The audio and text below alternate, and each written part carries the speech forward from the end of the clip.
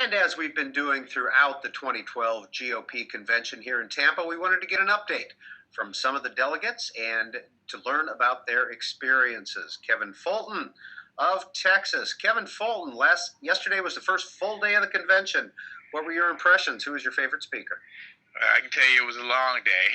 We got back to the room probably around 2:30 or 3 in the morning by the time they got us out of the security area back to the hotel. Probably my favorite speaker, I liked Mia Love. I thought she did well out of Utah.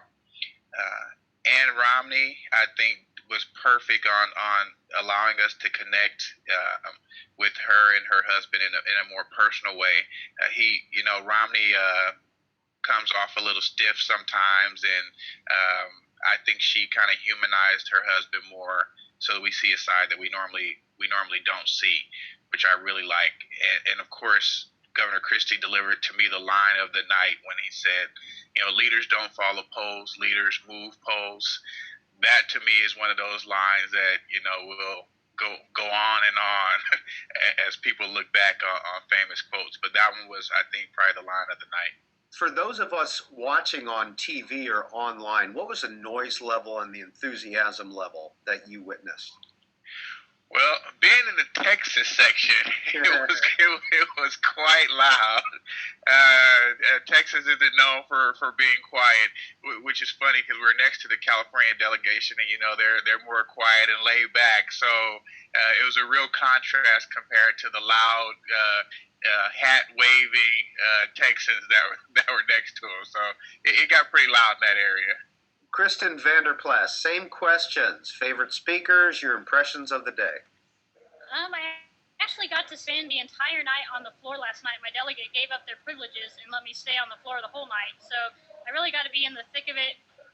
I'm with him. I mean, Ann Romney was my favorite, but I think Governor Christie did an amazing job. But I think as for the viewers, the people that they were actually trying to reach, they've already convinced basically all the delegates at the convention. So even though it's fun for us to hear them, the real point is the people who are listening at home, are they impacting them? That's the whole point really of why we do this broadcast every single night. And I think Ann Romney just completely knocked it out of the park. She was very sincere. I think she came across that way. She came across as very likable, gorgeous, of course. And then I think Governor Romney coming out on the stage afterwards was a surprise to all of us. We had no idea he was going to do that. And then he stayed for Governor Christie's speech. And it just really caused a feeling of unity for the entire floor. And yes, we were very loud. So I'm not sure if I should say sorry about that or you're welcome for the audience. Both, I guess. Kristen, was that the first time that you had ever seen in person Ann Romney or Mitt Romney? It's the first time I'd ever seen Mrs. Romney. I'd never really even heard much more of her speeches than something on YouTube. I actually got the chance to meet Governor Romney 4 years ago at our state convention, got to talk at length to him about my heritage, and I was a homeschool student at the time and different things like that. So that was great 4 years ago. But I got some good pictures of him last night, and really looking forward to Thursday night when he speaks. Now, Kristen, before we got started today, you were showing me your hat. What do you got on that hat? I got what we call convention swag on this hat. But I had some fun and got my Governor Rick Perry, Lieutenant Governor David Dewhurst, our Attorney General Greg Abbott, George P. Bush came by our Texas delegation, Rick Santorum, and other members of the Texas delegation and our elected officials to sign my hat yesterday and today. So that's pretty fun memorial to take home.